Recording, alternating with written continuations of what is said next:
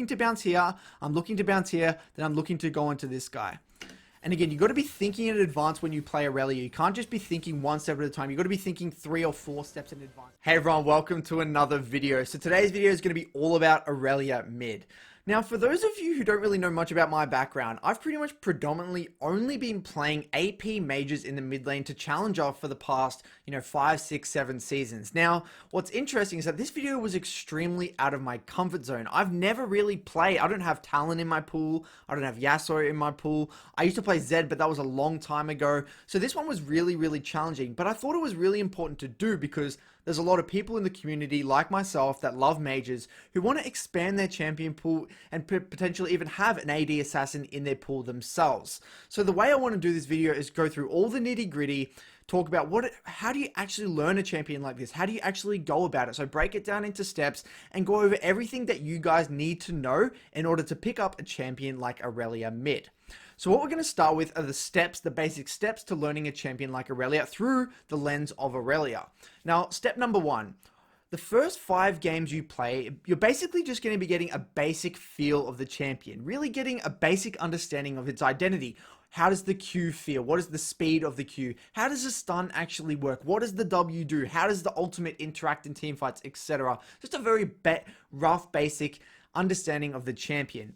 Now, the next 10 games, this is where you're going to get a better understanding of, roughly where do you want where does it feel good to have the minions in your lane? What does a great trade look like? What's a good trade and a bad trade look like? What are some of the good and bad matchups? You'll start to get a better understanding of, of the identity, but more importantly, things about the laning phase specifically. Now, after this, you're going to have around 10 to 20 games where you're going to be purely focused on the micro elements of the champion. Now, this is extremely important and people overlook this all the time, and I can't really find many videos on this specific thing, but Irelia specifically, but again, all AD assassins are extremely mechanically intensive, and the difference between an average Irelia and a really, really great Irelia are all the small details that you need to understand to, I guess, get the most out of the champion. Now, this is things like improving accuracy with your stun, timing your Q much more effectively, weaving in auto attacks in your combos, making sure you know how to get really, really good ultimates, utilizing your W really well. All these little things, all these little juicy morsels of information that are really important to know, and again, you need to have a sole focus on them, otherwise you're just going to be an extremely underwhelming Irelia player.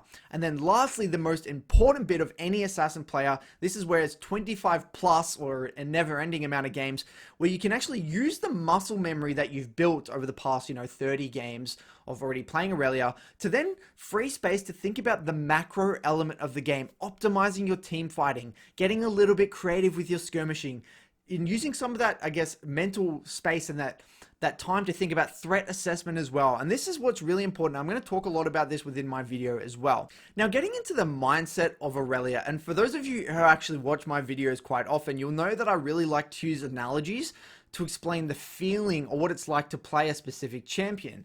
Now, I've thought a lot about this, and now with Irelia, the analogy I like to use is that of driving a really expensive sports car or like a Formula 1 car.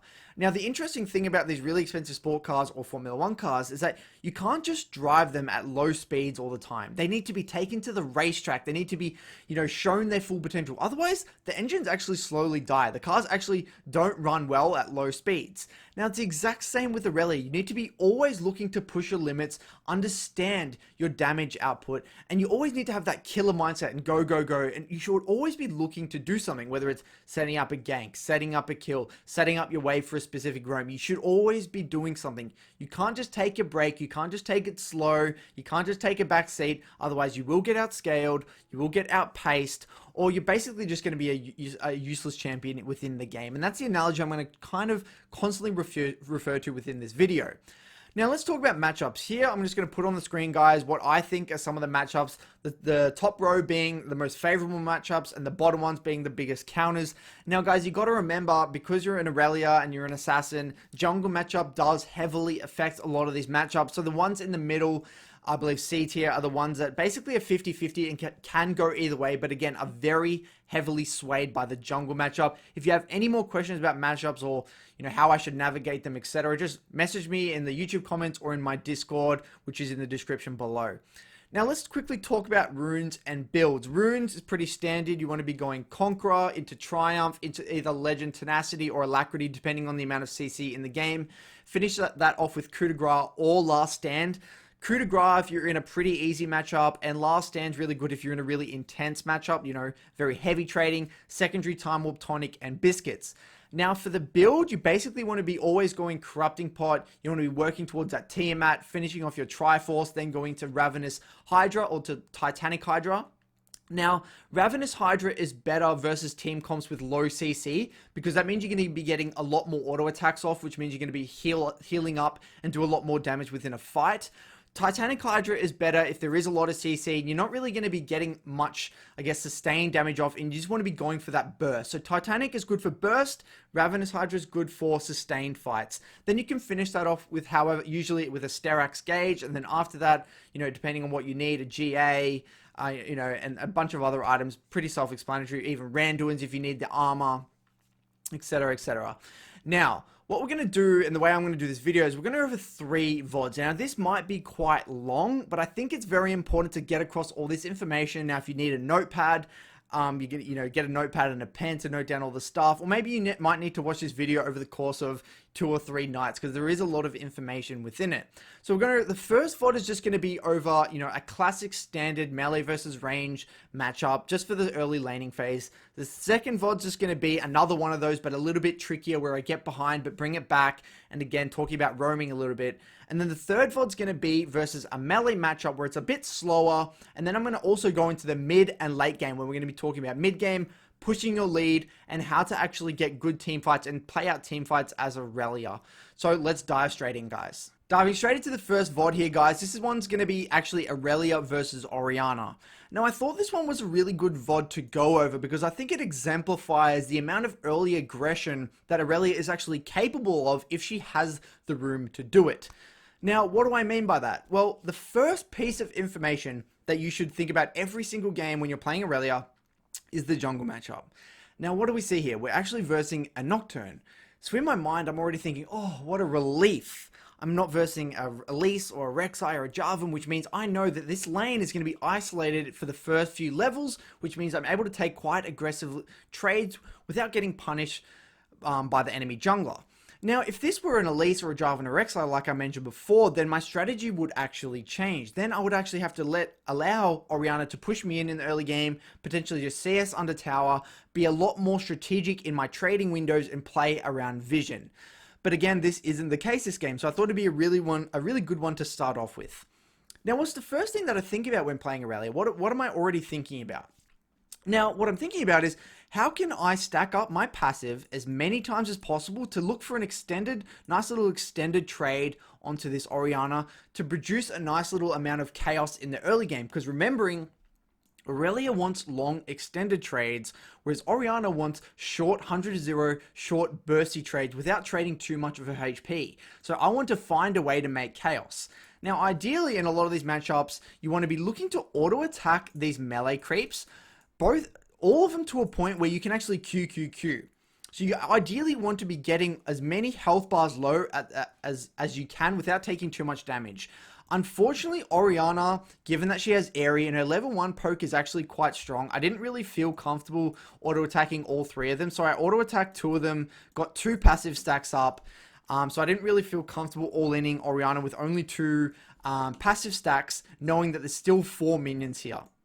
Now, this is something that not really many people talk about. They just talk about stacking up your passives and then, you know, going in for a trade.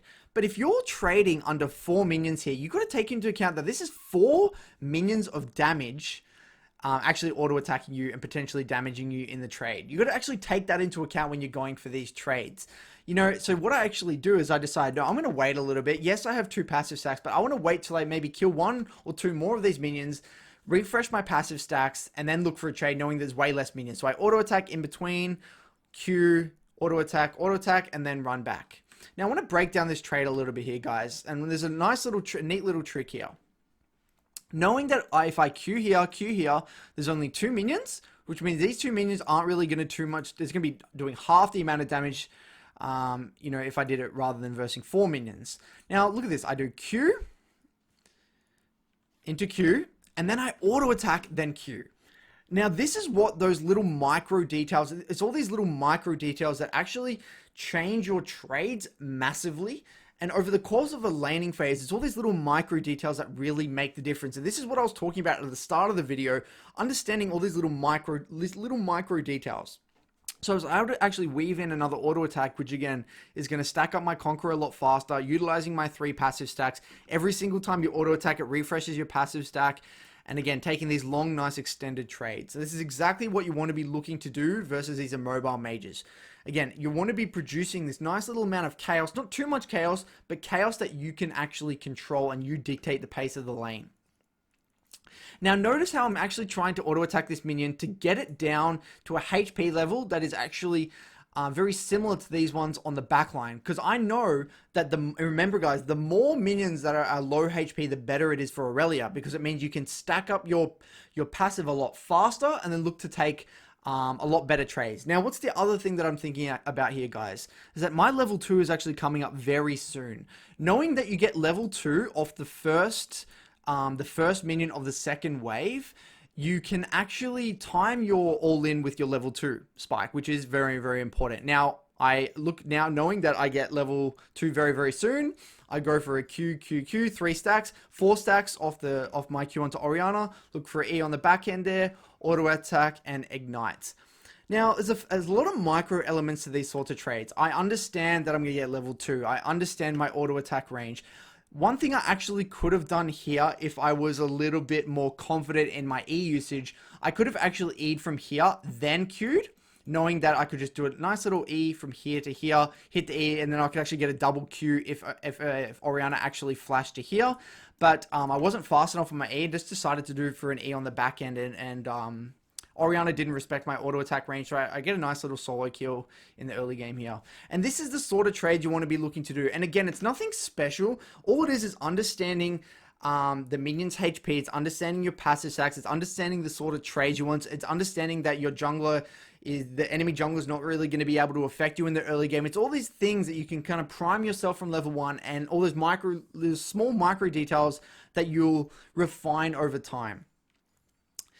So I try and get this wave in knowing that Orianna actually has teleport, but I'm unable to do that. So, you know, it's not too bad. I'm able to get a nice little, actually mistimed my stun here.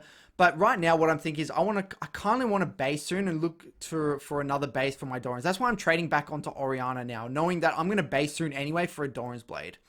So right now I have a few options. I was actually just going to disappear over here, base for a Doran's Blade, which is actually very, very good for Irelia. Basing on a Doran's Blade when your head is very good for snowballing. Even when you're behind, a Doran's Blade is really, really nice on Irelia. But then this Talia actually ended up pinging on her way.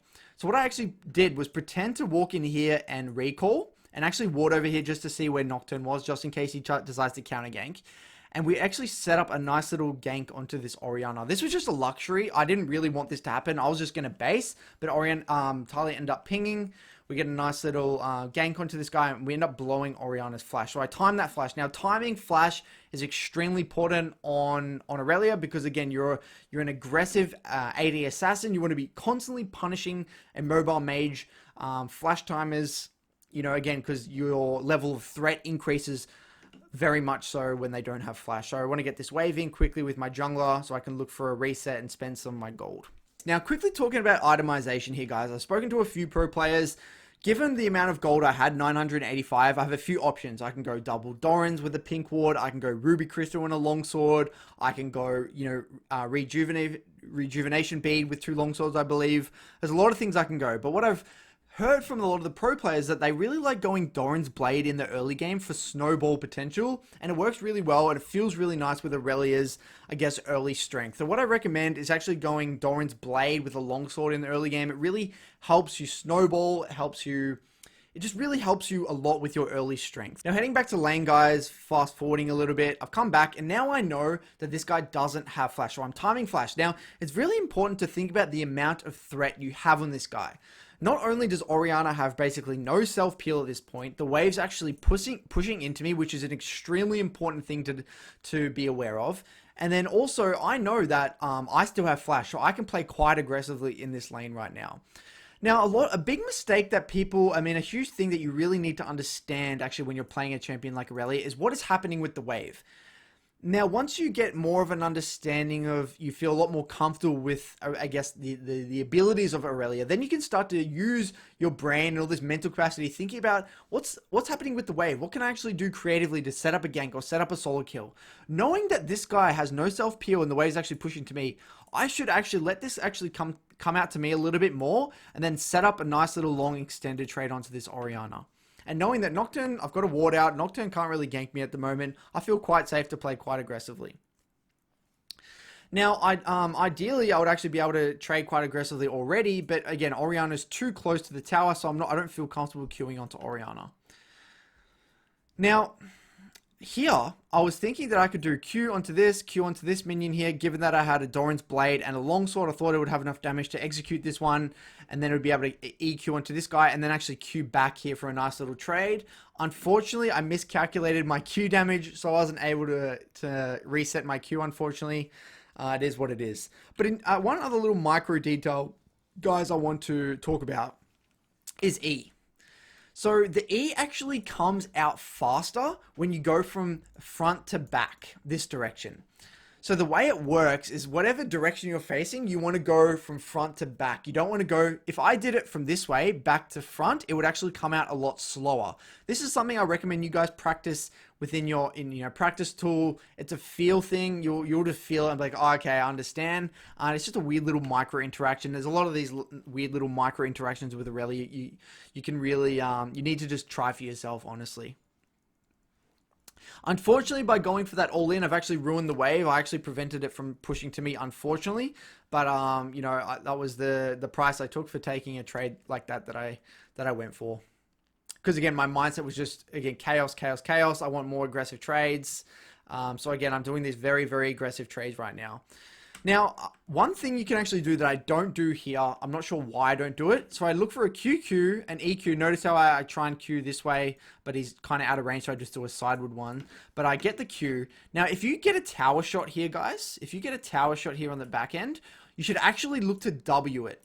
Now, W reduces physical damage, so it actually reduces a lot of the damage a tower does. So if you take one tower hit, the W actually can soak a lot of it up. It's just something to think about if you are taking these aggressive trades. So again, I've been making this lane very, very chaotic, unfortunately at the detriment of the position of my wave. And this is something that will come with time, guys. I don't really agree with how, I've played it so far. Cause again, luckily the wave still is pushing into me, but it could have been a lot worse position for this Orianna. There, I'm able to get a nice little E on the back end, knowing that my Talia is there to back me up, and I get a nice little kill. So again, something that I'm doing here, I'm trying to set up this minion to get it low enough so I can queue onto this minion, to close the gap. And notice again how I do my E this way. I don't do it the other way because it comes out a lot faster. And this E accuracy is extremely important for you guys to practice in your own time. Now, E accuracy, it's probably one of the hardest abilities that I've ever used in League of Legends. It will take time to get used to. It took me probably 25 games till I really felt comfortable using it. Again, you need to go into practice tool, maybe on a second account, spam games, into normal games, whatever. Your accuracy of your E will literally dictate the quality of the trades you're able to take in lane. It is really that important. So take the time to get comfortable with using that ability. And really take the time to get used to the range of Irelia's auto attack as well. It is something that takes a little bit of time to get used to because her auto attack is not just a traditional melee auto attack. It's actually a lot longer, a lot higher than you think it is. So here we're able to get this dragon for my team. I was able to help my jungler here. And then Nocturne tries to steal it. I'm very, very low, so I have to play quite careful. So I wait a little bit. Stun on the back end here, and I would get a nice little kill for this onto this Nocturne. So anyway, I reset for my Tiamat. This is a beautiful first buy for me, or second buy for me. I really, if you can go for your Tiamat early, it's a very good snowbally item. It's better to go Tiamat when you're ahead. If you're in a, I guess, a harder, heavier trading matchup when you need a little bit more tankiness, then Phage is also a good first item. But again, that just comes down to feel and preference that you guys will try. I recommend you guys trying Tiamat first item. I recommend you guys trying Phage first item. See what feels best for you. I personally do recommend Tiamat. Now, the only downside of Tiamat, guys, is that you don't really freeze very well. So if you want to freeze a lot more in your laning phase, then I don't recommend going Tiamat early because it's very difficult. You pretty much can't freeze because of the passive. Now, this is actually something interesting here, guys. I want to talk about this. Now, I go for this roam, and then Orianna comes back, so she has tempo on me. So already I should be thinking about the wave. Now, if the wave is not in a really good position for me, my default response is just push it in to reset it so it ends up pushing to me. So right now, I know that Orianna is doing something. She's either recalling, she's roaming, whatever. So what I want to do, if I feel like I have the time to reset this wave, I will. And by reset, all I mean is push it in, bounce it into the enemy tower, and then it's going to start pushing back out to me, which is going to make Orianna vulnerable. Again, slow pushing isn't something I recommend too much on Irelia. It is okay sometimes if you want to play for a roam, if you want to play for a dive. But other than that, I like either freezing it or hard pushing it and bouncing it back to you. They're the two main things I recommend doing with Irelia. Now I'm level 6. I know that if a fight breaks out or a river skirmish breaks out, I really want to go for it. Irelia pings on the way. I see this. My default response is yes, I've got both summoners. I've got my ultimate. Now thinking about it, for those of you who've actually watched my Kiana video, Irelia is very much like a lion in the savannah in the sense that she's extremely reliant on her ultimate and her summoners. The amount of kill threat that Irelia has without this ultimate and without this ignite is lowered drastically. So like a lion in the savannah, you have only a certain bit of energy and you want to use that for a burst and a kill. If I actually use my ultimate and my flash and my ignite and actually don't get kills, then there's going to be a huge amount of time where I don't get anything. Now, this is why that lion in the savannah, that, you know, where they stalk their prey, they're very calculated, they're very strategic. They know when they do use their energy, they are going to get that kill, which is going to replenish their resources and again allow them to get stronger. And it's very much like Irelia as well. So I know this is my opportunity. I know that these sorts of fights, I use my E first to get the spell shield, then I use my ultimate. Auto attack. Now this is actually extremely important in terms of micro, guys. You don't want to just Q and then Q straight away. A huge rookie mistake I did a lot when I first started Irelia, and a lot of rookie Irelias that I see, is that their default response is just Q when they go to these fights. No. Take a chill pill. You Q, and then you auto attack, then Q. This is going to allow you to stack up your Conqueror a lot more, utilize your passive stacks, because your passive gives you more damage on your auto attacks and gives you a lot more attack speed, and it allows you to, do a lot more sustained damage. And then I Q again, this Orianna, and then the only reason I use Q here, not to finish her off, is because that's actually a Shen ult, so I didn't know when it was actually going to come through, so I just tried to finish her off as fast as possible. And we're able to get a nice little double kill here. Now, this is extremely important. Yes, this may seem very opportunistic. It is opportunistic. I didn't really know where Nocturne was. Talia was just pinging me to come with her. And again, because I've primed myself mentally that this is my go time. I've hit my Tiamat spike. I know Orianna doesn't like river skirmishes. I know I have my ultimate and my ignite. I'm ready to go. I know that this is a fight that I want. And again, this is what it comes down to when you really get comfortable on your champions and your champion's identity. You'll really get to have a clearer picture of what sort of skirmishes, what sort of fights you want on this champion. Now, fast forwarding a little bit here, notice how my default response, if I'm not hard pushing, I'm trying to freeze to create the conditions for me to look for an all-in. Yes, I don't have ultimate. Yes, I don't have ignite, but I do know that this Orianna still is largely threatened by me because, because I'm Irelia and Orianna is very far behind, and she can't take her short trades from here when the wave's here. She has to give me the room to take those long extended trades, which is not good for her. So I try to stack up my passive as much as I can here and try not to let my stacks expire. And I go for a nice little E on the back end, auto attack, Q, Tiamat, W, and she ends up flashing. Now I want to talk a bit about this a little bit here. I'm trying not to spam my Q in the sense that if I spam my Q too much and this isn't going to clear all the wave, then Orianna can play defensively knowing that the wave's going to come to her. But I want to use my Q enough that I have enough stacks, or this is staying healthy enough, because again, if you don't use your Q enough, then your stacks will actually expire. And then again, the more stacks, the more damage you're going to be able to do in an extended trade. So I'm trying to kind of ration out my stacks. Wait till Irelia overextends a little bit. And look at this. As soon as she overextended that little bit, look at this. So she's walking here, here, here. And notice how she actually walks up a little bit in a second. And then when she walked up there, then I knew straight away this was my window. So she go there, bang, bang, E, Q. And now look at that E actually. If we break down that E, notice how it's the front to back. It's not the back to front. It's the front to back to come out a lot faster. Auto attack. I don't just QQ. And then I team at as well. You want to be making sure you use your team at in your combo. And then I tried to finish her off with a W, but she flashed.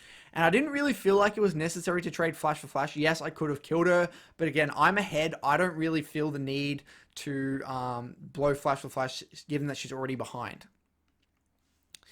Now, I reset. I come back working towards my my Triforce. If you were versing something with a lot of CC, I would recommend getting it in earlier Mercury treads. But since when you're really, really far ahead, I recommend just going for your Triforce as fast as possible. Now, that guy doesn't have flash. He just flashed before, so I'm timing that flash again. It's very important to time that, be really on top of timing flashes as Irelia. So again, what's my default response if I'm not hard pushing and bouncing it back to me? I am trying to freeze as much as I can. And now, either Orianna, because Orianna can't roam very well. If this was versus a champion that could roam very well, then I probably wouldn't do this. I would probably just push a lot more, play, wouldn't give Orianna the room. But knowing that she can't roam very well, I feel very comfortable keeping the wave on my side. And now knowing that she doesn't have flash, I'm really trying to keep the wave here, knowing that if she gets anywhere near me, I can look for an all-in. And I know how this feels as an Orianna player. I'm usually on the receiving end of this. Being the mage player, I know how it feels. So right now, and notice how, look at this. I actually walk up here and team at this. Now this is a neat little trick. You can either walk up here and W it, or walk up there and team at it. But the thing is, your Q actually, because I'm not that fed yet. You have to be extremely fed to be able to one hit the back line with your Q. I don't even believe you can do that till you have Tiamat. Now, until then, I'm sorry, Triforce, but until then, what you should actually do is walk up, either auto attack once with your Tiamat to get them a little bit lower, or just use your Tiamat passive to get them a little bit, or your W to get them low. So when you do Q, you do a Q, you can Q onto here, then Q onto Orianna, knowing that it's going to allow you to reset your Q. And so I've done that, prepped it in advance, done a nice little, actually, let's break this down. So I've already prepared that for the all-in. So I've done my Tiamat active. Q. So I've got 5 stacks of my passive. I'm ready to all-in. Q then. Ultimate. Now, auto attack. And then you E. Then you auto attack. And then you Q. So you don't just Q, E. You always got to weave in auto attacks as much as you can. So now this game's pretty much boomed. I'm 6-0. This Orianna's 0-4. It's pretty self-explanatory. Now what I want to do, I want to go into another VOD, which is a very classic melee versus range scenario. Now for the second one, this one's actually Irelia versus Azir. Now this one's a little bit more tricky, but I think this one, the reason I actually really like this one is because I actually int a little bit in the early game. And the reason I think it's important to identify is because this is the sort of Irelia gameplay that I want to see from you guys. Pushing your limits. It's okay if you die, as long as you're really testing your limits. And then I can show you within this VOD how to bring it back. Now, I know Azir doesn't like chaos, whereas I like chaos. I want things to go fast. I want to do things. Now, knowing that, again, very similar to the Orianna VOD, I want to get all these 3 melee creeps very low at a similar HP, so I can stack up my passive and look for a potential all-in extended trade onto this Azir. So I go Q, but he's respecting my range. So now I know straight away, looking at these 3 range creeps are hitting this one, I know I'm already priming myself mentally that this is the next minion that's going to die. Ideally, I'm looking at my passive stack to see the duration on it. I go for a Q, seeing that I now have 4 stacks of my passive, knowing that my next Q is going to be 5 stacks. Auto attack, get a few auto attacks on the back end, which is a really nice trade. Now, like, What I've realized though, I didn't realize how, when I first started playing Irelia, I didn't realize how important knowing this duration of your passive, how important it really, really was, and how powerful the passive really is. A lot of the time, I would go onto this Azir with one passive stack, and the trades weren't really working. They would just out trade equal with me on the back end, auto attacking me in the back of my head when I was walking out. It just wouldn't work. So again, I'm highlighting these passive attacks a lot, and it is extremely important to note. And especially when you get 5, because notice how much damage my auto attacks are actually doing here. Now again, these sorts of aggressive trades are a pain in the ass for Azir. Azir wants to slow down the laning phase. Azir does not want this chaos. Now again, I'm thinking which minion is going to die first. I'm able to get a nice E. He exhausts me. I ignite, thinking that I was actually going to go for another Q auto attack, but I'm like, the reason I didn't is because to be honest, when I went for this trade, I actually kind of forgot that he had exhaust. So I was thinking I was just going to ignite auto attack, kill him anyway. But then the exhaust came out. I'm like, well, I'm very, very slow. I'm going to be very weak. So I ended up not going for that. But again, I'm liking the pace of this laning phase. This is going very fast for Azir. I have Corrupting Pot. This is good for me. So I'm leaning onto the bot side, knowing that Talia is doing a bot to top clear. Nothing too special. I'll go for another combo. Now here, I was looking to trade 1-for-1, which I thought was going to be completely fine for me. Because again, I would be happy to trade 1-for-1 in the early game, especially since if I get the kill, he won't get I believe he doesn't get the XP. Now the weird thing was, I thought he had Q level 2, but he actually had E level 2. He actually next leveled it. So he actually got the shield and he survived on 4 HP. He actually survives on around 4 HP. Yeah, 4 HP because he actually had the Corrupting Pot stack on him. Well, it is what it is. And again, this is the sort of gameplay I would want to see from you guys if you are playing Irelia, testing your limits. And I actually thought here I could maybe do QE, Q, auto attack, Q, flash out, get my Triumph proc, and survive. But again, it's okay to do these sorts of trades, because if you don't do these, it's like remember, like I said, a Formula 1 car. You need to be testing the limits. You need to be pushing the limits, because this is how you're going to grow. This is how you're going to understand Irelia's damage. This is how you're just going to improve at this sort of champion. You can't sit back and play like a bitch, pretty much. You've got to play fast, aggressive, go, go, go. Now, coming out of base here, guys, you need to be straight away thinking about what's happening with the wave. Now, I pan my camera mid and I actually see that the waves actually crash. So what this says to me is it says, okay, cool, I miss a bit of CS, whatever. Azir doesn't have exhaust in me, but I know this is going to bounce back to me, which is going to give me a potential freeze opportunity, which will potentially give me a window to all in. Now, that's what I'm already thinking. I'm thinking about this minutes in advance, and this is what you need to get in the habit of when you play a champion like Irelia, because wave location is so important for creating windows for you to actually get favorable trades off. If the wave is just stuck under the tower all the time, you're never going to have the conditions to actually all in your opponent. Now, I know that given this guy doesn't have exhaust, knowing that the wave's coming back to me, knowing that, Talia's on topside jungle, it's an isolated 1v1, I'm happy with this. Yes, I died early, I'm behind a bit of XP, it's not the end of the world. Just because you've died once doesn't mean you just have to play like a bitch forever. Again, we're looking to test limits and play to the strengths of your champion. Now, what should I be looking to do in this situation, guys? Well, we know we want to stack up our passive, but we also know we don't want this wave to get so big that it's just going to crash under tower and I can't actually all in this guy. And not let him actually crash it back into the tower. We want to ideally keep it in this nice little pocket over here. And then also we want minions low enough so that we can actually build up our passive and actually all in him, right? So look what I actually do here. I walk around to the back range creeps here, and I start auto-attacking some of these range creeps. And then I start auto-attacking some of these melee creeps. So I'm trying to get all these creeps at a very similar HP, so I can actually look to all in this guy and stack up my passive. So I'm still on 5 stacks now. I'm constantly looking. This is on 5 stacks. I've got my melee, my range creeps getting low. This is giving me a nice little avenue. What do they call it? What's that? You know that game? You know what's it called, like air hockey, where you like bounce onto the sides, like bounce, bounce, bounce. It's exactly the same. I'm like looking to bounce here. I'm looking to bounce here. Then I'm looking to go onto this guy. And again, you got to be thinking in advance when you play Irelia. You can't just be thinking one step at a time. You got to be thinking 3 or 4 steps in advance. And this is why making all those micro elements of the champion muscle memory, so you can start thinking about the wave, you can start thinking about macro, you can start being creative with what you want to do. So now just going back here a little bit, guys. I already thought about this ages ago. I already thought about this when I was coming out of base. I already looked at the wave. I already knew what was going to happen with the wave. And this is why understanding how waves work are extremely important to being reliable and consistent on a champion like Irelia. Now, just fast forwarding here, let's break down this all in. So I've prepped these minions in advance. I see Bard roaming up. Actually, go back a little bit more. So I see Bard roaming up as well. So I go Q, Q, E, Q, auto attack, W for extra stacks, auto attack. Now, notice how I'm not using my Q. I'm waiting to use my Q at the end just in case he dashes or somehow gets away, or I can just close that gap at the end.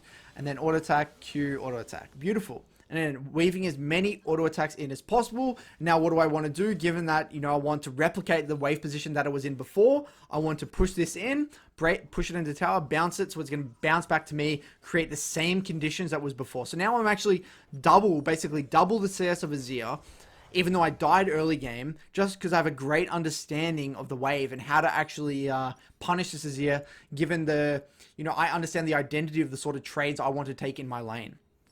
So now rushing my Tiamat, beautiful, got my Tiamat here, coming back to lane. And again, the wave's in a really, really good spot here for me. I'm really happy with this. So I want to already look to stack up my passive. Ideally, I should probably be looking... Okay, if I am versing an aggressive jungler right here, I could probably actually get some vision out. What I've actually recommended, found out the hard way, is when you're versing a very early aggressive jungler, you need to be spending time as the wave's pushing in like this. This would be the perfect window to actually duck out of vision, get a ward, knowing that you have the freedom to all in this guy. But again, knowing that it's Talia, I think Talia is actually quite scared to gank me. I feel quite safe that this is going to be an isolated 1v1. Now, the wave's coming into me a little bit. I'm trying to get the minions quite low so I can stack up my passive like this. Nice. E on the end here, and Q back. This is actually another form of trade. I haven't really done this in the VOD so far. So what I've actually done here, knowing that there's not enough room for me to all in this guy and I don't have 6, I just auto attack and then Q back, so he can't really trade onto me that much. One thing I did screw up on this trade is that I didn't W the tower hit. I actually think I wasn't sure I actually got a tower hit, but you know, looking at the VOD here, so look at this. I go Q, Q, E, Q, auto attack. Then I Q back to this minion, but then I take a tower hit. If I use my W here, then I actually soak up a lot of this damage, and then it ends up being an okay trade. But because I don't, then it ends up being an average trade. So now I'm still looking to trade back. Again, making this lane very, very chaotic, always getting in his face, utilizing my 10 Conqueror stacks, utilizing my 5 passive stacks, making it very, very heavy trading. Now, another tip here that I learned this through watching a bunch of, I believe it was Knight. He's like one of the best Irelias I've ever seen. I noticed that whenever he hit level 5 and was nearing level 6, between this time, he would always try and heavy trade with his opponent, knowing that if he could heavy trade with his opponent while he got just before, as he was hitting 6, he would look to all in the opponent. This is what I was looking to try and replicate this game. I was knowing that I was going to be getting level 6 very, very soon, knowing that this guy is extremely squishy. I believe he still doesn't have flash. I thought I could actually just straight up dive this guy. So what I actually did, I was trying to get this wave in. Know I'm going to hit 6. Once I can get this wave in, I'm trying to stack up my passive enough for this dive. And then I ended up screwing my Q, which I was really, really annoyed about. So I had to wait for my Q to come off cooldown. And as soon as my Q comes off cooldown in about 2 seconds, I know that this guy is not 6 yet. Q, bang, E on the back end, flash, ignite, dead. Beautiful. With my triumph. Now again, this may have looked sketchy for a lot of you guys out there. And yes, that is completely fine. If you guys... Okay. Huge tip. Let's just say you're in this position in a game. And maybe you're in the moment, you're like, oh, is this a 50-50? Can I kill him and get out? Go for it. If you're not sure, go for it. Go into your review and actually just look and just review. Guys, could I have actually played this better, a little bit better and got out? Or was this just not I couldn't have played it any better, and it just was a trade 1-for-1. It was just a 1-for-1 trade or whatever it was. This is how you learn these AD champions. This is how you learn these assassins. You got to push your limits. You got to int a little bit to learn. Yes, it may come at the sacrifice at some of your LP. It is what it is. But I've just found that the most successful way to learning these sorts of champions. Now, the last thing in this VOD before we get to the next VOD, I really want to talk about another interesting concept that I've also learned the hard way within these VODs. I've learned everything the hard way. Is that the game gets to a point when you get a few kills that you don't just want to be constantly focusing on your lane. Yes, you've got 1 or 2 or 3 kills. You're very, very fed. You want to start to translate your lead. Because the longer the game goes, the harder it is to actually dive your opponent, because they end up getting a lot more defensive stats. They end up getting things like arm guards, Zhonya's, stopwatches, etc. So what you should end up doing is just pushing and moving. So I found the most success is identifying the lane that has the most kill threat. Very much like TF, sorry. Very much like TF. You want to be picking the lane that has the most kill threat, setting up your pinks on that side, and then leaning in between the waves and then looking for a dive, knowing that it's good for 2 reasons. Azir doesn't want to follow me into river, because very much like, when you play Fizz or Kiana, etc., and you roam, if they chase you into river, you can just turn on them and kill them, because they're in a mobile mage that doesn't want these crazy skirmishes in river, whereas I'm a crazy assassin. I want that, right? So either way, if the roam fails, it's still going to get pressure from my bot lane. It's still going to exert pressure on them. It's going to increase the chances of something happening, which is good for me, pushing the pace of the game. And then more importantly, if the Azir follows me, we can just turn back onto the Azir.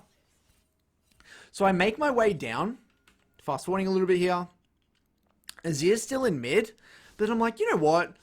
Let's just ditch this wave completely. Let's commit to this bot dive. It's okay for me to lose a bit of CS mid, knowing that I really want to push the pace of this game. So we go for this. The TP comes out, so we end up backing up a little bit from the top laner, and then Azir tries to come. Now he gets a stun. I get pushed back. I end up missing my stun, unfortunately, but I ult him. I Q to dodge the Nami bubble. I get Bard ultied. But again, these sorts of fights are so good for me. Again, auto-attacking, stacking out my passive, auto-attacking, flashing out of the tower. And notice how I Q both the minions to, again, continue my passive, staying refreshed. Not just queuing this Akali straight away. Again, queuing to finish her off to make sure my Q's actually off cooldown. I mean, constantly refreshed. And I think I can actually kill this guy, so I get a nice little E from front to back E. Bait him in a little bit. Kaiser's pushing in the wave. Jax ends up going for a stun.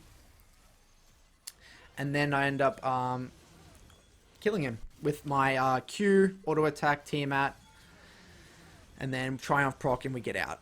Now, again, this was all from recognizing that this sort of fight is good for me. Yes, it may have looked close, and yes, it was a little bit close, guys, but these are the conditions for fights that suit my identity a lot more. This is not what Azir wants to do. Now, over the course of a lot of games, you will get better at these skirmishes if you put yourself in these positions and you take the time to review them and focus on all the micro details. Notice how focused on all the micro... I missed my E here, but I ulted 2 people, got 2 little Qs here, stack it, and used my W to stack up my my passive here. Last hit the Azir with my Q, so I got the Q. Actually, no, he had the passive on him. Then I Q him on the back to get the Q reset.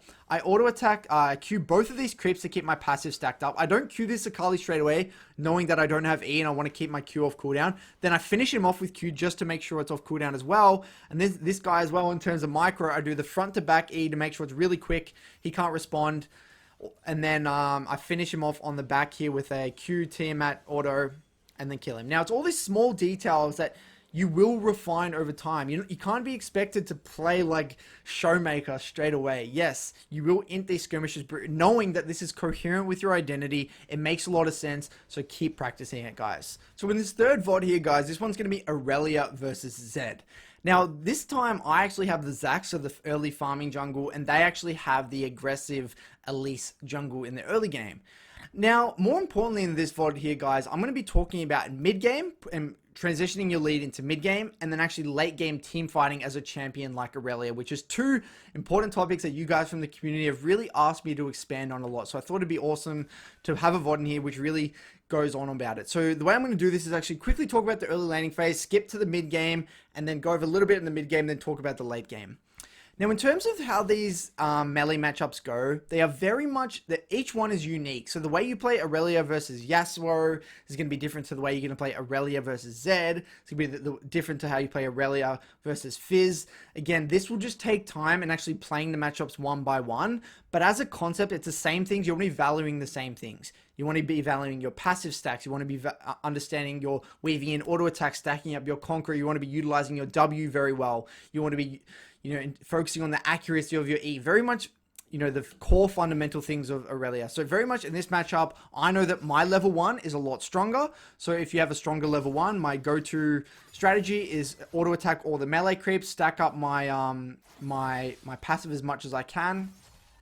Unfortunately here, I actually missed, I was trying to Q him and then go onto him as well, but I ended up kicking straight onto him because he stood right on top of it. So I ended up getting an okay trade, but it could have been a lot better. But again, that's my go-to strategy. If I have stronger level 1, I'm going to be auto-attacking the creeps, looking to stack up my passive as much as I can, and then dashing onto them to look for an extended trade. Now, this one here, we both try and rush level 2 because we both know our level 2 is quite strong. And I end up now missing my E, which is really big. Then he sees that window. Now I just dash through him, and then so he can't really get a trade onto me. I think what I could have done here is I should have just held onto my E a little more. Maybe stacked up one more Q, wait till he was kind of auto-attacking a minion, then use my E. But I ended up I was a little bit cocky here, tried to get my E randomly, but there was nothing for him to actually, there was no reason for him to actually walk up and stand still, so it was really hard for me to hit an E here, but, and I just do it the wrong way, so it is what it is. But I end up getting out of it with a nice little Q. So notice how it's very mechanical, it's very much an expression of skill, and so it takes time to understand how these melee matchups operate. But again, the fundamentals still remain. So Zed just comes back to lane here. And now, the next thing I like to think about is the wave. Now, remember, guys, as Irelia, you either want it frozen on your side over here, so you got plenty of room to take extended trades down the lane, or you want to be pushing it in, bouncing the wave back to you, so then it's bouncing back to you, so it's going to be, you're going to be creating the conditions for a nice little all-in. So I'm using a lot of my abilities on the wave right now, pushing, knowing that I've got vision topside that I can play quite safely. So I get the wave in completely. Now, I don't recommend, a lot of people I've seen actually, they just look for a quick early recall for a Doran's Blade here. I'm actually a nice guy. I care about my jungler. I know that if I just base here, Elise could potentially just come, or like she did here, and get a double scuttle. I think she actually saw me on a ward here. So I actually think, Zed must have warded when he looped around over here before. So Elise actually thought I based. So Elise would have actually gone for a double scuttle. And because I stayed, Elise can only get one scuttle. So I don't recommend basing early, and I've actually seen this a lot in the Korean VODs where they don't, even though they can look for a cheetah recall early, as LS calls it, like a cheetah recall for an early Doran's Blade, it's actually not good in the sense that your jungler kind of gets screwed over knowing that the enemy mid lane is not there. So, I don't do that. I want to defend my top scuttle for my Zac, and I stick around. So I let the wave come into me. Now, this is a much better position for me to all in. Now, I just got to be a little bit careful knowing that Elise is on bot scuttle here, but I do know right now that Elise would be on scuttle, so I can take quite an aggressive trade. So I take that nice little spicy trade here, making sure to weave in plenty of auto attacks, but he ends up trading back to me. Now I see Elise bot. Now I'm trying to thin the wave a little bit, but I'm still quite scared. Because I know Elise is walking up river right now, so I've got to be a little bit careful. Zac should have actually come here. I actually ping in a second. I actually ping mid. He goes to top scuttle, but I feel like this Zed is way overextended. Now, I ping mid, but Zac doesn't come. It is what it is. Now, to be honest, I actually thought that Elise would actually be going back to his jungle by now, her jungle by now. My read on Elise right now is that, okay, she just got scuttle way before, because that spawned like over 45 seconds ago or whatever. And I thought she'd be heading back to her Krugs or even just resetting right now. So I thought, potentially it'd be safe for me to look for an all-in onto the Zed, knowing that he's in a pretty rough spot. So I go for a nice E, auto attack, And I'm like, all right, I kind of get caught off guard and I end up dying. If I was prepared mentally for this, I could have actually just queued back to this creep here and got out. But I wasn't able to adapt to the situation and kind of panicked and tried to just trade kills, but I end up dying. It is what it is. Now again, this is the same. This actually happens in a lot of my games because while learning a champion like Irelia, my go-to response is just to push my limits. And again, I did this trade under the assumption that Elise wouldn't be here. And that's okay. Now I learned. I can look in review and be like, you know what? Oh, Elise actually does stay on the map a little bit longer than I thought. Maybe in this elo, junglers do, because given this is master tier, they will look at mid lane and look at the mid lane wave situation to actually, you know, knowing that the wave's actually in a pretty bad spot, they will actually hover their mid laner. So, you know, it's something I learned and it's something I need to review. But it's not there. It's not over. So I come back to lane. And knowing that, you know, Zed actually didn't get the kill, I still got a Doran's Blade and a Ruby Crystal. I'm still quite strong. I still got both summoners, knowing there's like a line in the Savannah. I'm still quite strong. I can still take good trades onto this guy. Knowing that my Zack's in the area, I look to stack up my passive to 5 stacks. Then I look for a stun, auto attack, W, Q back out. Knowing that I can build a wave right now, knowing that Zack's in the area, I've got my passive stacks up, trying to keep him up as much as possible for this dive. Then Zack goes for an E, wait for him to tank, and then I go auto attack, Q, auto attack. I don't want to stun him here to take tower aggro, so he just dies. So I thought that was a really solid setup into a gank. And again, if we break down what allowed me to take these trades, it was that I was able to stack up my passive. I know that I was on 4 stacks already, knowing that if an extended trade breaks out, I hit my nice E. And again, I don't dive straight into the tower. I play it a little bit slow, knowing that I most likely have to be high HP for this dive. Keep my passive stacked up as well, constantly thinking about that, not just queuing straight away. And then we go for the dive. I wait for him to tank, and then we go. So again, it's all these small little micro details that will really help. And I only ignite after Zack's actually tanked. So we go for a nice kill here. So now I actually want to skip towards the mid game, because the mid game portion is... People have had a lot of questions about mid-game, especially playing these AD assassins. So the first thing you need to think about is what's the next objective that's being played for, right? So what do we see here in this situation? We know that this Ocean Dragon's coming up, or it's actually up at the moment. Everyone's looking to group around mid lane. I have Ultimate, I have Flash, I have Ignite. I don't have my Triforce, which is a very big spike, but it looks like our team actually wants to fight this. I'm 3-1-3, I'm very farmed. So it looks like the team actually wants to fight this. Now, the reason it's important to think about objectives is because you need to be thinking about how are you going to get onto the back line. Traditionally, Irelia isn't the best at playing front to back, because if you just ultimate front to back, in the sense that, like, you know, maybe their Shen is here and their Zed is here and then their Vayne Sona is all the way back here, the ultimate actually won't reach them. And you won't be able to get onto them at all, and then you're just going to get shredded, you're going to get CC'd, you're going to die. So it is really important to get to an objective early to set yourself up in a position where you can get onto the backline. This is why thinking about the objective beforehand is really, really important.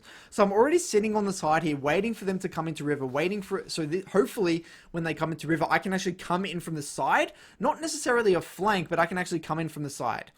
Now, this is a very, very important thing I'm about to say here, guys. As Irelia, and I've learned this the hard way, you can't just throw your body in. You can't just, Q, go, go, go, go. You need to be thinking about what are the key threats on you. And this is the absolute secret formula. This is like the Krabby Patty. For those of you who watch SpongeBob, this is the Krabby Patty secret formula to team fighting and skirmishing. You need to think about the threats on you. And this is where in the last step of, you know, picking up an AD assassin, how the last step of it, I spoke about using muscle memory to free up creativity in terms of skirmishing and team fighting and threat assessment. This is exactly what I'm talking about. I know that this Sona has ultimate, this Elise has cocoon. So if I just mindlessly flash R this guy, Sona's just gonna to the ultimate, this guy's just gonna cocoon me, I'm gonna get chain CC, this guy's gonna flash out, and then I'm just dead. Okay, so look what I do. I miss my stun onto this Elise. Maokai goes onto Vayne here, but I know that I can't just freely go onto this guy because Shen can taunt me, Elise can cocoon me, Sona can ult me. It's going to be very, very bad, especially if this Vayne flashes out. Now, what do? I wait. I'll play it out first once, and you'll see what I do. Watch this. So I don't just dive in. I throw my ultimate. I dodge the cocoon. I wait for the zone ult, and then I just play the next closest target, and then I get Z ulted, and I actually end up getting out. We end up winning this team fight because of it and getting a dragon.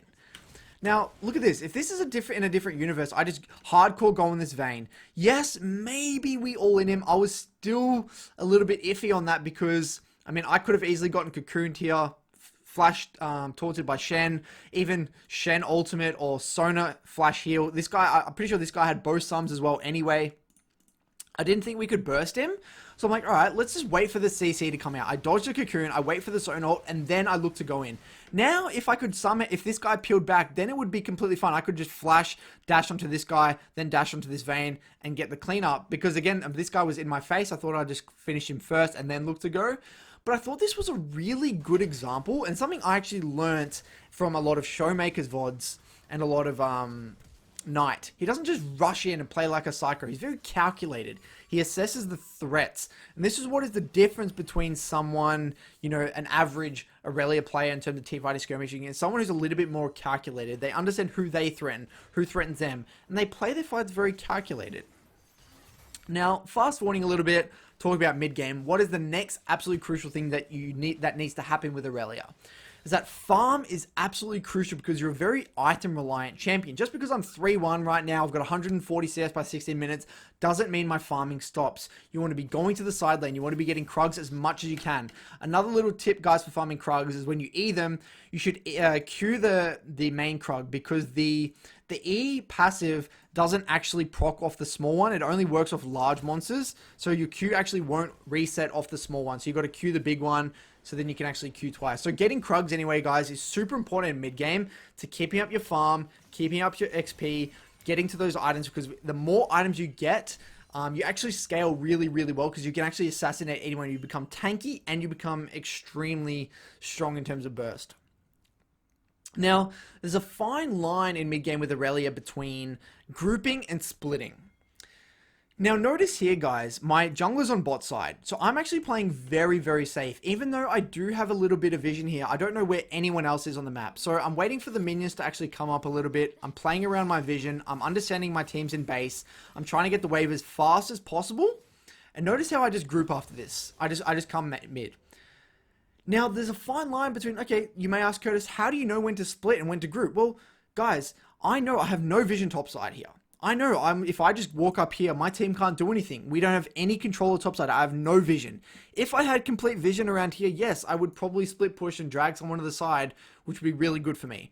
But I can't do that. My jungler's on bot side. My top lane is all the way at tier 2 here. My AD carry support just came out of base. We have no vision on top side. I can't do that. So I need to group. I've already got Krugs. I've got some of the wave out. And look at them. They're already on Rift Herald here. So I just come group mid. Now, if you don't have control, the best thing to do is group mid. And because Irelia still can team fight, but remember, not at the sacrifice of side lane farms. So you've got to find that balance between catching side lane farms, getting Krugs, grouping mid when you don't have the ability to push up.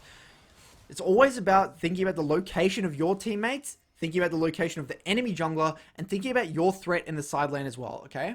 So now I group a little bit, knowing that, you know, okay, if we can somehow break this mid lane tower, because breaking this mid lane tower, guys, is really, really big for Irelia. Because if you break mid lane tower, you know, your team is able to break mid lane tower, and you're playing any form of split pushing champion, what that basically means is once you get this tower, it actually allows your team to push the minion wave way deeper and get a lot more control into the jungle. That's what it actually allows you to do. So I know that if I can group with the team, brute force this tower, and then I can go into the side, I'm going to have a lot more space and a lot more room to be able to push out the side lane deep, knowing my team's going to have an easier time getting control and being a lot more safe and being able to push out a lot more deeper. So I get towards my Triforce, and then what's my default response here, guys? I know I can't go bot this fight, so I just go top straight away, getting my Krugs again, which is extremely important for gold efficiency and XP. And then I go to the side lane again. But then, unfortunately, my team gets caught, and we end up blowing, they end up getting 2 kills, unfortunately, but it is what it is. I couldn't have foreseen that. I thought we were definitely safe enough. Then I see them on Baron. Now, this is interesting here, guys. So, I know that I can't kill these guys, but I also don't want them to get Baron. So my decision here is I want to bait them a little bit. I want to turn them onto me. This Vayne's very fed. I get them in, I use my E, I Q onto these minion wave, and then I just ult this Vayne just to get him off me. And this actually gets them off of the Baron, which is really, really good. You want to be very careful with your ult usage. You remember, guys, you're like a lion in the savannah. Your ultimate is a huge part of your kit, but if you have to use it for a form of just pure getting them off Baron or whatever it is, sometimes you just have to do that. So somehow I'm able to get them off the Baron, which is really, really good. Now, fast forwarding a little bit here, it turns into another dragon fight. We end up getting onto this dragon. Now, I noticed that after we finish the dragon, Sona's CC'd, so I follow up on the chain CC with my stun, end up getting a nice little kill, and we end up going on to Baron. So, I just want to quickly break down this Baron before we get into the next team fight, but I think I want to explain some concepts here. So, we're on the Baron. I know that we can tank it forever because we actually have a Zac here. And then I know that the main threat to our whole team right now is Vayne. So if Vayne is ever out of position, again, I have everything. I have my ultimate, I have my flash, I have my ignite. If this guy's out of position, I'm going to go on him, okay? So straight away he goes in too close, and I straight away turn onto him. I get my ultimate, he ends up getting one shot, I turn onto Shen, follow him up, bang, dead. And I don't chase this Elise because I know that, you know, Sona's coming around the corner. I know Zed's just over the wall there. It's better for me just to finish the Baron off with my team right now. Now Zed gets too close, and I still know that I have flash, I have ignite. I can if I can actually kill this Zed, then my Ezreal can just free DPS this Baron. So as soon as he steps up too close, you'll see in a second, I end up getting a nice little E onto him. Q, auto attack, W, auto attack, flash, ignite, dead. And then we end up getting Baron. So this was really good. We end up finishing Baron. Now, what I want to talk about now in this one is I want to talk about these last two team fights. One is a really bad team fight, and one is a really good team fight. And I want to talk about why that is the case and how you guys can identify a good team fight and a bad team fight. Now we get this dragon, which is really, really big. Now, why is a fight now really hard for us? Look, what do we see? We see Shen in the front line here. Ezreal's all the way back here. Our Senna's all the way back here. We have not much mana. I have no flash. And there's no way for us to reliably get onto this Vayne. Because, again, this guy is just going to soak up my ultimate. So I can't get onto this Vayne. So this is a really bad fight. This guy goes onto the Vayne. He just flashes out. Now, my ultimate just gets soaked by this Shen. There's no way I can get onto the backline. We can't kill this Vayne. Now, this is why I said before that last dragon fight where notice how I was sitting here and then waiting for the enemy team to walk through here so I could automatically get onto the backline coming in from the side. This is a very, very hard fight to go for. And the way I view Irelia in team fights, it's either 100 or 0 or nothing. You're either going all in, using everything, going for a kill, or just backing up completely. There's no half-ass attempts. If you half-ass attempt, like I do in this one, you'll see in a second, I half-ass attempt.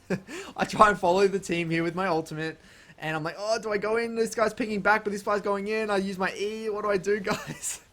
So I go here, and I just end up killing one of them, and then I'm like, well, we're kind of half-committed, and then you just die. This is exactly what happens if you half-commit in team fights. So I should have recognized that's a bad fight for Irelia. I cannot get onto Vayne. The Vayne is very fed. The Sona is very fed. I can't do those sorts of fights. So that's where you need to start to take control in these sorts of assassins to control the sorts of fights that you want. So again, getting to objectives early, being in the right position, communicating with pings, telling your team that that is not the right fight to take.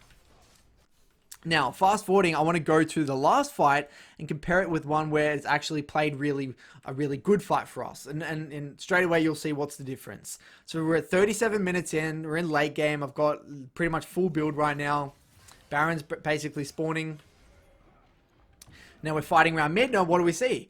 Look where their front line is, look where their back line is, and look at my location. I mean, again, I'm a lion in the savannah. I've got my flash. I've got my ignite. I've got my ultimate. Again, I can get straight onto the back line, do a double stun onto their jungle and their AD carry, and then we end up just cleaning up their team. I just want to quickly talk about this as well. So you can actually R flash on Irelia as well. I don't R flash here. I just flash R. I mean, R flash is a lot better. I do recommend that because it's easier to land. So I get the double ult here, and then I straight away I Q into ultimate, Q into E, into the double stun, into just cleaning up here. So this is exactly the fight that you want to get for Irelia. And notice how this, we just completely aced them when we got completely aced the last team fight, basically. All because of positioning. And this is how important, this is why positioning is so important on a champion like Irelia. Because you're an AD assassin. If you can't get onto the backline, you're going to have a very, very bad time. Alright? So hopefully, guys, this video makes your life a lot easier when picking up this sort of champion, a champion like Irelia. If you have any more questions about Irelia, feel free to hit me up. This is a champion that it will take time, and you will probably int a lot of games, really testing his limits. And yes, you may not int as much as me, because I actually had to learn this champion at like a master tier level, whereas you guys are going to be learning at potentially at a lower level. If I had a low elo Smurf, I would have done that, but I don't, unfortunately. So let me know how it goes. If you have any questions, leave comments below in the YouTube comments or in my Discord. Cheers. Thanks for watching.